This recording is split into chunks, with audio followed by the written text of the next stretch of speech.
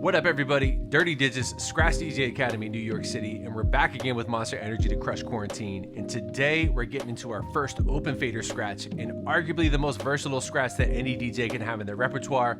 We're breaking down the Chirp Scratch. So let's get into it. All right, now before we get into doing the Chirp Scratch, it's really important to mention that this scratch starts with our fader open and it ends with our fader open as well. So this scratch is really about turning the sound off as we go. So honestly, that was the trickiest step for me. We want to make sure our fader is open. Let's call that the first step before we get into the scratch. So let me get on top of my sample. Now we have the fader open. The next step is we're going to move our sample forward, move our record forward, and close the fader, and bring it back and open up the fader as well. So this scratch is really about keeping our hands in sync. They're always moving in opposite directions if you're doing regular fader. If you're doing the other way, reverse fader, we want to move our hands in the same direction. But as the sample goes forward, we want to make sure that we're cutting the fader off as we go and bring it back on. One more time, I'll do it again. And once you get comfortable keeping your hands in sync, we can sort of level up and add speed. Speed is always going to be the last thing we worry about, so we can slowly build momentum.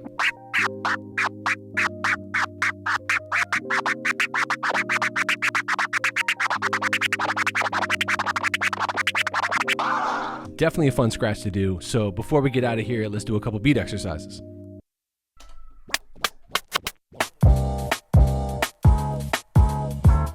So we're going to start this thing very slow. So we're going to take this back to the top. Make sure our fader's open and we're on top of our sample. And we're just going to go for a full note, which is one chirp per bar. Here we go. And that's all we're doing. Let's do that again. Just do one more. And last one. Let's step it up and do 2 per bar, half notes. 2 chirps per bar. Let's do that one more time. Very nice. Let's level this thing up. So the next thing we want to try to get is the baby tempo, or I should say the quarter note tempo. So we're trying to do 4 chirps per bar. We're only going to start by doing 2 back-to-back chirps and taking a little bit of a rest. Let's get it started. And then we're going to rest again. And one more set. And last one.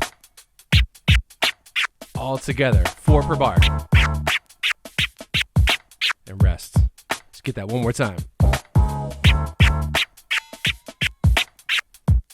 Cool. Next step, we got to take it to 8th notes. So what we're going to try to do is try to get that faster scribble motion and make sure our fader moves along to make a chirp every single time. So we're going to start only going for 2 chirps and taking a long rest.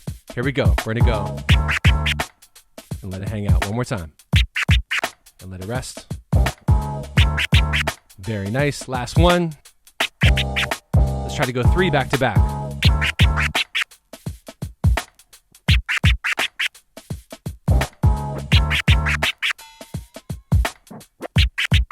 Let's do one more with a little less rest.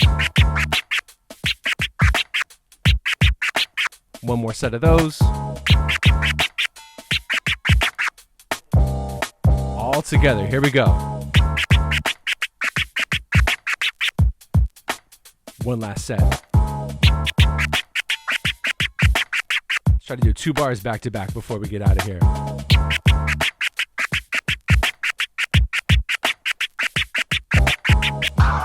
Very nice. So before we get out of here, we always try to add our own personality into it. So one little trick that we can do is we can add a faster scribble in the middle of those 8th note chirps. So it's going to look like this. So let's put that in the last set and then we're gone. Here we go.